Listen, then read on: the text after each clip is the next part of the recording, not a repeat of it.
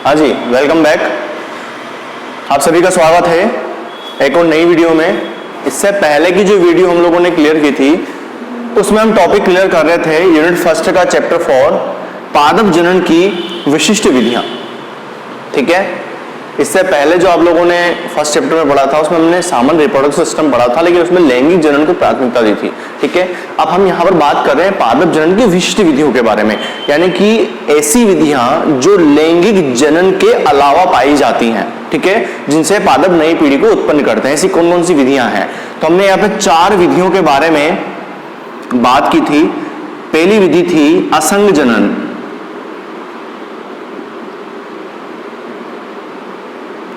दूसरी थी अनिषेक बीजता,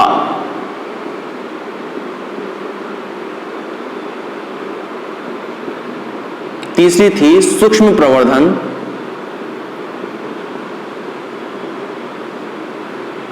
और चौथी विधि थी हमारी कायिक प्रवर्धन। ठीक है, इन 4 मेथड के बारे में हम लोग पढ़ रहे थे। पहले की वीडियो में हम लोगों ने असंग जनन या एपोमिक्सिस वाला टॉपिक को कंप्लीट किया है। ठीक है, यहां पर हमें यह बात ध्यान रखनी है कि जितनी भी विधियां हम लोग यहां पर पढ़ने वाले हैं, इन सभी विधियों में क्या चीज कॉमन रहेगी कि इनमें अर्धसूत्रण और युग्मक सलियन, जिसे हम लोग निषेचन भी कह सकते हैं, की क्रियाएं अनुपस्थित होती हैं। ठीक है, इन सभी विधियों के अंतर्गत ये दोनों जो प्रक्रियाएं होंगी किन में पाई जाती हैं? जब लैंगिक जनन की हम लोग बात करते हैं तब ये दोनों प्रोसीजर कंप्लीट होंगी, यानी कि फ्लावर के अंदर मेल एंड फीमेल गैमेट बनते हैं, नर व मादा युग्मक बनते हैं। कौन सी प्रोसेस द्वारा? अर्धसूत्री विभाजन द्वारा, तो वो अर्धसूत्रण हो जाएगा। ठीक है, युग्मक सलियन, वहां पर जो नर और मादा युग्मक होते हैं दोनों का मिलन होता है। ठीक है, उनका सलियन होता है, निषेचन होता है। तो ये दोनों जो घटनाएं हैं ये किनकी पहचान है? लैंगिक जनन की पहचान है। बात समझ में आ गई? हम लोग क्या पढ़ रहे हैं? पादप जनन की विशिष्ट विधियां, या हम लोग कह सकते हैं कि ये विधियां क्या हैं? ये अलैंगिक जनन का पार्ट है या अलैंगिक जनन की विधियां हैं। इनके अंतर्गत ये क्रियाएं नहीं होंगी। हमने 4 विधियों के बारे में जिक्र किया था। पहला था असंग जनन, दूसरा अनिषेक बीजता, तीसरा सूक्ष्म प्रवर्धन, चौथा कायिक प्रवर्धन। असंग जनन को इससे पहले की वीडियो में हम लोग क्लियर कर चुके हैं। ठीक है, असंग जनन में क्या हो रहा था कि जो फीमेल पोर्शन होता है उस फीमेल पोर्शन की कोई भी या तो 2n कोशिका हो सकती है, या भ्रूणकोश के अंदर जो 8 कोशिकाएं पाई जा रही हैं उन 8 कोशिकाएं हो सकती हैं। तो ये दोनों प्रकार की जो कोशिकाएं होती हैं ये भ्रूण बनाने में बिना निषेचन के ही भ्रूण में कन्वर्ट हो जाती हैं। ठीक है, तो वो प्रोसेस क्या कहलाती है? असंग जनन कहलाएगी। अगर मान लीजिए कि जो बीजांड काय है या बीजांड आवरण है या भ्रूणकोश है, इनकी अगर 2n कोशिका, बीजांड काय भी हो सकता है, इनकी 2n कोशिका अगर डायरेक्टली भ्रूण में कन्वर्ट हो रही है बिना निषेचन के, ठीक है, ओनली फीमेल पार्ट की हम बात कर रहे हैं, अगर इनकी 2n कोशिका डायरेक्ट बिना निषेचन के भ्रूण में कन्वर्ट हो रही है तो वो चीज कहलाती है बीजाणुद्भिद असंग जनन, क्योंकि यहाँ पर हम 2n कोशिका की बात कर रहे हैं। और अगर भ्रूणकोश के अंदर पाई जाने वाली जो 8 अगुणित कोशिकाएं होती हैं, n कोशिकाएं होती हैं, अगर उनमें से कोई एक कोशिका कन्वर्ट हो रही है भ्रूण बनाने के लिए बिना निषेचन के, चाहे वो अंड कोशिका हो सकती है, तो अंड कोशिका बिना निषेचित हुए डायरेक्ट किस में कन्वर्ट हो जाएगी? भ्रूण में कन्वर्ट हो जाएगी। या उस अंड कोशिका के अलावा जितनी भी 7 कोशिकाएं पाई जा रही हैं, चाहे वो सहायक कोशिकाएं हों, ध्रुवीय कोशिकाएं हों या प्रतिध्रुवीय कोशिकाएं हों, ये कोशिकाएं किस में कन्वर्ट हो जाती हैं? ये भ्रूण में कन्वर्ट हो जाती हैं। तो ये घटना भी हो सकती है। ये सारी जो चीजें हम लोग पढ़ रहे थे किस में पढ़ रहे थे? असंग जनन के अंदर पढ़ रहे थे, जो इससे पहले की वीडियो में हम लोग क्लियर कर चुके हैं। आज बात करने वाले हैं अनिषेक बीजता क्या है, सूक्ष्म प्रवर्धन क्या है और कायिक प्रवर्धन क्या है। तो असंग जनन हम लोग पढ़ चुके हैं, इसको हटा देते हैं। सबसे पहले हम बात करते हैं अनिषेक बीजता के बारे में। ठीक है, अनिषेक बीजता क्या है? अलैंगिक जनन की इस विधि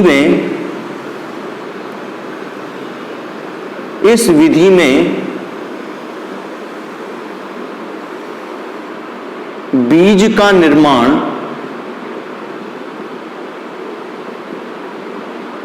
बिना निषेचन के होता है, निषेचन के होता है। अर्थात बीजांड काय, या हम बीजांड कह सकते हैं, बीजांड या भ्रूणकोश की 2n सेल सीधे ही बीज बनाने में मदद करती हैं।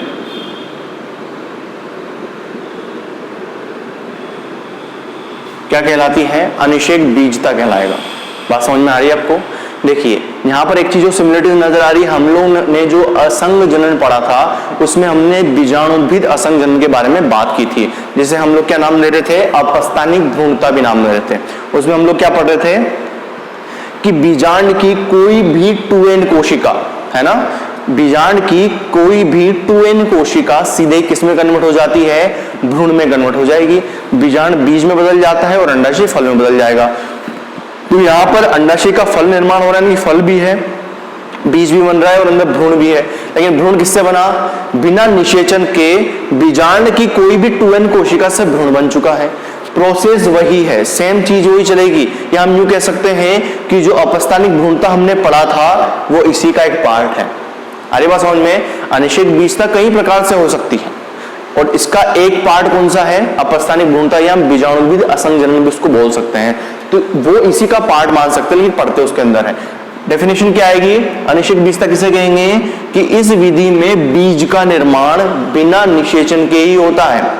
जनरली तो क्या होगा, जब तक निषेचन नहीं होगा भ्रूण नहीं बनेगा, भ्रूण बनेगा उसी के बाद बीजाणु बीज में कन्वर्ट हो रहा है। लेकिन यहाँ पर क्या हो रहा है? बीज का निर्माण बिना निषेचन के होता है, ये बात ध्यान रखना। अर्थात बीजांड या भ्रूणकोश की कोई भी 2n कोशिका बीज बनाने में मदद करती है। चीज वही आ रही है, यानी कि इसमें भी भ्रूण किससे बन रहा है? 2n कोशिका से बन रहा है और बीजांड किस में कन्वर्ट हो रहा है? बीज में कन्वर्ट हो रहा है। बात समझ में आ रही है आपको? इसको हम डायग्राम के थ्रू देखते हैं। जैसे ये वर्तिकाग्र, ये है इसका अंडाशय वाला पोर्शन, ठीक है, और यहां पर हो गया पुष्प व्रंत जो कि एक बीज व्रंत में कन्वर्ट होगा बाद में। इसमें पाया जा रहा था बीजांड।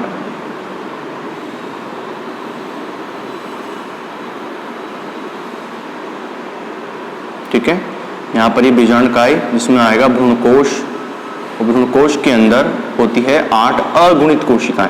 ये थोड़ा सा हमें ध्यान रखना पड़ेगा यहाँ पर, है ना। ये हो गया एक अंडाशय वाला पोर्शन। अब अनिषेक बीजता का मतलब क्या होगा? इसमें जो भ्रूण बन रहा है, अपस्थानिक भ्रूणता में हमने ये पढ़ा था कि ये बीजांड की कोई भी, क्योंकि ये पूरा बीजांड जो है वो किससे बना है? 2n कोशिकाओं से बना है। बीजांड काय के अंदर जो यहाँ कोशिकाएं पाई जा रही हैं वो भी क्या है? 2n कोशिका वाली हैं। लेकिन केवल n कोशिका कहाँ पाई जाती है? भ्रूण कोश के अंदर पाई जाती हैं। हम इसकी बात नहीं कर रहे हैं यहाँ पे। बात समझ में आ रही है? तो यहाँ पर क्या होगा, चाहे उस डेफिनेशन की बात करें, अनिषेक बीजता की बात करें, यानी कि जो अंदर भ्रूण का निर्माण हो रहा है, यहाँ पे जो एम्ब्रियो बनेगा वो किससे बन रहा है? इन अगुणित कोशिकाओं का कोई भी रोल नहीं होता है इसमें। इसमें क्या होगा कि बीजांड की कोई भी 2n कोशिका हो सकती है या बीजांड काय की कोई भी 2n कोशिका हो सकती है, वो अंदर की ओर एक भ्रूण का निर्माण कर लेगी। उसके बाद ये जो बीजांड होगा ये किसमें कन्वर्ट हो जाएगा? बीज में कन्वर्ट हो जाएगा। बीज में कन्वर्ट होने के बाद ये अंडाशय में किसमें कन्वर्ट हो जाएगा? फल में कन्वर्ट हो जाएगा। बात समझ में आ रही है आपको? तो इस प्रकार से एक फल का निर्माण होता है। तो ये प्रोसेस क्या कहलाती है? अनिषेक बीजता कहलाती है। यहाँ पर कंफ्यूजन मत होना कि बीज का निर्माण हो रहा है तो बीजांड का कोई मतलब नहीं होगा। यहाँ पे मतलब होगा, बीजांड से ही बीज बनेगा, लेकिन इस बीज के अंदर जो भ्रूण है ना वो किससे डेवलप हुआ है? वो हुआ है बीजांड या बीजांड काय की 2n कोशिका से। बात समझ में आ गई आपको? तो अनिषेक बीजता और अपस्थानिक भ्रूणता जो हमने बीजाणुद्भिद असंजनन पढ़ा था, दोनों सिमिलर चीजें ही हैं, कोई डिफरेंस नहीं है। या हम यूं कह सकते हैं और कि जो अनिषेक बीजता है इसी का एक पार्ट क्या है, या इसी की एक विधि कौन सी है? बीजाणुद्भिद असंजनन या अपस्थानिक भ्रूणता। बात समझ में आ गई? तो अनिषेक बीजता क्या हो गया कि बीज का निर्माण तो होगा लेकिन वो किससे होगा? बिना निषेचन के होगा। बात समझ में आ गई? तो यानी कि इसमें बिना निषेचन के ही बीजांड बीज में कन्वर्ट हो जाएगा। हमने यह लिखा कि बीजांड या भ्रूण कोश की 2n कोशिका बीज बना रही है। हम अच्छे से जानते हैं कि जब तक भ्रूण नहीं बनेगा या जब तक इसमें भ्रूण का निर्माण नहीं होता है, बीज का निर्माण होना मुश्किल है। तो यहाँ पर स्थिति क्या आ रही है कि बीजांड या भ्रूण कोश की 2n कोशिका सीधे ही किसमें कन्वर्ट हो जाती है, बीज बनाने में कन्वर्ट हो जाती है। तो ये प्रोसेस क्या कहलाएगी, अनिषेक बीजता कहलाती है। बात समझ में आ गई आपको? ठीक है, ये हो गया हमारा सेकंड टॉपिक। अब बात करते हैं तीसरे टॉपिक के बारे में, जिसका नाम है सूक्ष्म प्रवर्धन।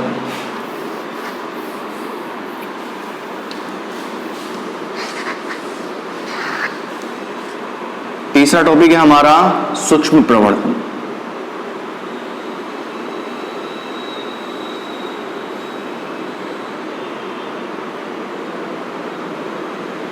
Micro propagation. अब ये क्या है कि एक नई विकसित विधि है। इसको हम ये नहीं कह सकते कि परंपरागत विधि होगी, नहीं, ये बिल्कुल नई विधि है जो यूज में ली जाती है। जो व्यावसायिक पौधे होते हैं, ये हम लोग चाहते हैं कि कम समय में हम ज्यादा से ज्यादा पादपों को बना सकें। अगर ये उद्देश्य की आपको पूर्ति करनी है तो आपको कौन सा मेथड लेना पड़ेगा, सूक्ष्म प्रवर्धन मेथड लेना ही पड़ेगा। अब यहाँ पर स्थिति क्या होती है कि जनरली अगर हम लोग बीज को बुआई करते हैं तो बुआई करने के बाद एक निश्चित टाइम होता है उस बीज में से पौधा निकलने के लिए, ठीक है। एक निश्चित टाइम लगता है उस पौधे को अपनी पूरी ग्रोथ करने के लिए, एक निश्चित टाइम लगता है आपको उसमें पुष्पों का निर्माण देखने के लिए और बीज परिपक्व होने के लिए। हर एक की एक निश्चित अवधि होती है, उस समय तक आपको वेट करना ही पड़ेगा। मुश्किल से आपको 2 या 3 महीने तो वेट करना ही पड़ता है।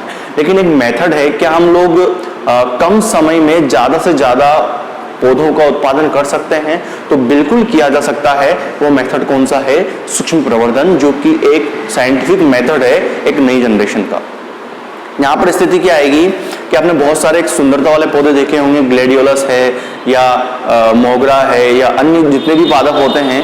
ये पादप क्या होते हैं कि इनको बहुत कम समय में ज्यादा रूप से उगाया जाता है। अब इनकी मेथड क्या होगा, तो मेथड यूज में लिया जाएगा कौन सा, सूक्ष्म प्रवर्धन। अब सूक्ष्म प्रवर्धन क्या है, माइक्रो प्रोपेगेशन क्या है, उस चीज को देख लेते हैं। देखिए इस विधि में क्या किया जाएगा कि जो पादप है, पादप के जो भाग होते हैं, अब भाग कौन कौन से हो सकते हैं, चाहे वो हम जीव द्रव्य लें, जीव द्रव्य हो सकता है, कोशिका हो सकती है, उत्तक हो सकते हैं, या हम संपूर्ण पादप का भी यहां पर प्रयोग कर सकते हैं, ठीक है। कोई भी पादप के हमें बहुत सारे प्लांट तैयार करने हैं तो हम क्या करेंगे कि जीव द्रव्य, कोई भी पादप का जीव द्रव्य हम लोग ले सकते हैं, उसकी कोशिका हम लोगों ने ले ली, उसके उत्तक भी ले सकते हैं और या संपूर्ण पादप का उपयोग भी कर सकते हैं। इन सभी जो माइक्रो पार्ट हैं, इन सभी माइक्रो पार्ट को हम लोग क्या करेंगे कि जो संवर्धन माध्यम होता है, संवर्धन माध्यम जो होगा, उस संवर्धन माध्यम पर क्या करते हैं, स्थानांतरित कर देते हैं। जैसे जीव द्रव्य है तो इसको संवर्धन माध्यम पर हम लोगों ने क्या कर दिया, स्थानांतरित कर दिया। कोशिका होगी तो उसे कोशिका को भी हम कर सकते हैं, उत्तकों को भी कर सकते हैं। संवर्धन माध्यम क्या है, ये बात आती है। अच्छा, ये जो पूरा मेथड अपनाया जाएगा ना, ये मेथड अपनाया जाता है जो वातानुकूलित कक्ष होते हैं या निर्जमीकृत कक्ष होते हैं, जैसे हम लोग प्रयोगशालाओं की बात कर सकते हैं, उस जगह पर ये मेथड अपनाया जाता है। इसे खुले वातावरण में हम लोग नहीं कर सकते, ठीक है। ये बहुत माइक्रो मेथड होता है, इसमें इन्फेक्शन का डर रहता है, तो कम समय में पादपों को उगाने के लिए हम लोग इस मेथड का प्रयोग करेंगे। लेकिन कहाँ करेंगे, जो नियंत्रित कक्ष होंगे, निर्जमीकृत कक्ष होंगे, वहां पर इस प्रोसेस का प्रयोग किया जाता है।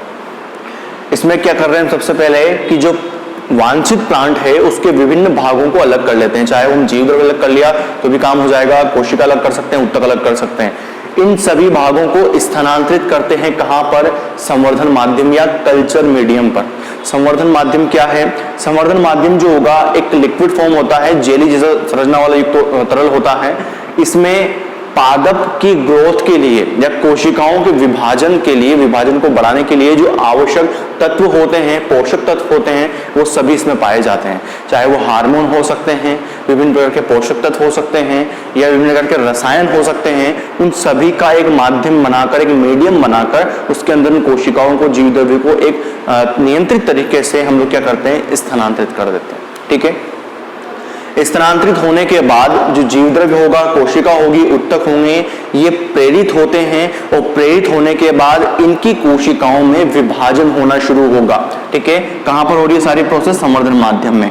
और ये काम कहां किया जाएगा? नियंत्रित और निर्जमीकृत और वातानुकूलित कक्षों में। अब यहां पर स्थिति क्या होगी कि जब इन कोशिकाओं को हम ट्रांसफर करते हैं कहां पर? संवर्धन माध्यम में, तो कोशिकाओं में क्या होगा? विभाजन होगा। और विभाजन होने से वो कोशिकाएं क्या बनाएंगी? कैलस बनाती हैं। कैलस क्या है? विभाजित कोशिकाओं का समूह। क्या कहलाएगा? कैलस कहलाता है। बात समझ में आ रही है? जब वो कैलस बन जाता है तो उन कैलस को प्रेरित करते हैं पादप के भाग में कन्वर्ट करने के लिए। जैसे मान लीजिए कोशिका थी, उस कोशिका को हमने ट्रांसफर करा कहां पर? संवर्धन माध्यम में। ट्रांसफर करने के बाद कोशिकाएं विभाजित होंगी, विभाजित होने के बाद एक ग्रुप बनेगा कोशिकाओं को, से हम क्या नाम देते हैं? कैलस नाम देते हैं। उन कैलस को हम लोग प्रेरित करवाते हैं ताकि उनमें से प्रांकुर और मूलांकुर बाहर की ओर निकल सके। ठीक है, तो इन कैलस से क्या निकलते हैं? प्रांकुर, मूलांकुर। ठीक है, ये दोनों पार्ट बाहर निकलते हैं, प्रांकुर और मूलांकुर। और एक तरह से हम लोग कह सकते हैं कि एक छोटा नवोद्भिद जो पादप है वो विकसित हो चुका है, क्योंकि प्रांकुर और मूलांकुर का निकलना क्या है? एक छोटे से प्लांट की स्टार्टिंग ग्रोथ होती है, स्टार्टिंग फेज होती है, स्टार्टिंग अवस्था होती है। तो प्रांकुर और मूलांकुर निकल चुका है। अब क्या करेंगे? इसे धीरे धीरे टेम्परेचर को बदलते हुए इसे कहां पर लाया जाएगा? इस पौधे को सामान्य तापमान पर लाया जाता है, स्टेप बाय स्टेप। जैसे मान लीजिए कि हमने एक लेबोरेटरी के अंदर इस प्लांट को तैयार किया है, तो इसे धीरे धीरे टेम्परेचर बढ़ाते बढ़ाते बढ़ाते जो नॉर्मल तापमान होता है, जो बाहर का तापमान होता है, उस तापमान पर इसको धीरे धीरे लाया जाता है, जिससे कि ये रेजिस्टेंट हो सके या उसके अनुकूलित हो सके बाहर के तापमान को लेकर के। ठीक है, तो ये जो प्रांकुर मूलांकुर जो नवोद्भिद होगा, नवोद्भिद जो पादप होता है उसे बाहरी वातावरण के लिए अनुकूलित करते हैं। ठीक है, और अनुकूलित करने के बाद इसे हम बाहर की ओर लगा देते हैं। ये पूरी प्रोसेस क्या कहलाती है? सूक्ष्म प्रवर्धन कहलाएगी। ठीक है, वापस हम लोग रिपीट करते हैं। सूक्ष्म प्रवर्धन क्या है? माइक्रो प्रोपेगेशन क्या है? कि वर्तमान में कम समय में अधिक पौधे उत्पन्न करने की एक वैज्ञानिक विधि है। इसके अंदर क्या होगा कि जो पादपों के सूक्ष्म भाग होते हैं, चाहे जीवद्रव्य हो सकता है, कोशिका है, उत्तक है, इनको पादप से अलग किया जाएगा और अलग करने के बाद इनको जो संवर्धन माध्यम होगा, नियंत्रित कक्ष होंगे, उनके अंदर संवर्धन माध्यम पर इनको स्थानांतरित कराया जाएगा। संवर्धन माध्यम क्या है? पोषक तत्व, हार्मोन, रसायनों से बना हुआ एक जेलीनुमा या तरल माध्यम होता है, लिक्विड फॉर्म होता है। वहां पर इन कोशिकाओं को, उत्तकों को, जीवद्रव्य को ट्रांसफर कर दिया जाएगा। ठीक है, ट्रांसफर करने के बाद क्या होगा कि इनको प्रेरित करवाया जाएगा ताकि इनमें विभाजन हो सके और समूह तैयार हो सके। तो ये कोशिकाएं उत्तक विभाजन करेंगे, विभाजन करने के बाद एक कैलस का निर्माण होगा, जो हम कोशिकाओं का समूह कह रहे हैं वो कैलस कहलाएगा। वो कैलस फिर किसमें प्रेरित होगा? एक कौन सी रचना बनाएगा? प्रांकुर और मूलांकुर उनमें से बाहर की ओर निकलना शुरू होते हैं। ठीक है, तो प्रांकुर और मूलांकुर जैसे निकलेंगे वो रचना क्या कहलाएगी? नवोद्भिद कहलाती है। ठीक है, नवोद्भिद कहलाएगी। उसके बाद उस पादप को हम लोग क्या करते हैं कि उस कक्षों से निकालकर धीरे धीरे बढ़ाते हुए जो बाहर का वातावरण होता है उस वातावरण तक उसको लाया जाता है। जैसे ही वो बाहर के वातावरण में अनुकूलित हो जाएगा, उसे पादपों के रूप में ग्रोथ करने के लिए फ्री छोड़ दिया जाएगा। बात समझ में आ रही है आपको?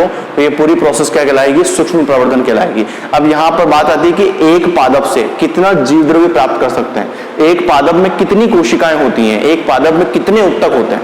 बात समझ में आ रही है? लाखों करोड़ों उत्तक होते हैं। तो हम एक पादप से कितने पादप बना सकते हैं? तो एक पादप ने कितने पादपों को जन्म दिया, तो ये चीज क्या हो गई? तो एक ही समय में हम लोग कितने सारे पादप बना रहे हैं। ठीक है, अगर हम जनरली अगर नॉर्मल रूप से अगर पादप पर डिपेंड रहे, उसकी नॉर्मल प्रोसेस पर डिपेंड रहे, तो हमें क्या मिलेगा? जब तक वो पादप बड़ा होगा, उसमें बीजों का निर्माण होगा। ठीक है, उन बीजों को फिर लगाएंगे आप, उसके बाद पादप ग्रोथ करेगा, ग्रोथ करने के बाद फूल आएंगे, तब जाके उस स्टेज में हमें फ्लावर प्राप्त हो रहे हैं। लेकिन यहाँ पर हम लोग क्या कर रहे हैं? हमें कोई बीज नहीं बनाना, हमें उनको उगने का वेट नहीं करना, हमें क्या करना है? सीधे उस पादप को कैलस के रूप में कन्वर्ट करना है और कैलस से नया पादप तैयार हो जाएगा। उस नए पादप को आपको बाहर की ओर लगा देना है, जो नॉर्मल प्रोसेस करके एक पादप के रूप में आपको प्राप्त हो जाएगा। तो कम समय में आप बीज के रूप में कितने पादप प्राप्त कर सकते हैं? 100 कर सकते हैं, 1000 कर सकते हैं, इससे ज्यादा नहीं कर सकते। लेकिन इस प्रोसेस द्वारा आप हजारों लाखों पौधे तैयार कर सकते हैं एक ही समय में। आगे बात समझ में? तो ये व्यवसायिक रूप से बहुत ही इंपॉर्टेंट विधि मानी जाती है। क्लियर हो गया? तो ये सेकंड विधि हो गई, थर्ड विधि हो गई हमारी। पहला हमने असंजनन पढ़ा था, अनिश्चित विशेषता हमने सेकंड पढ़ लिया, थर्ड हमने पढ़ा है सूक्ष्म प्रवर्धन।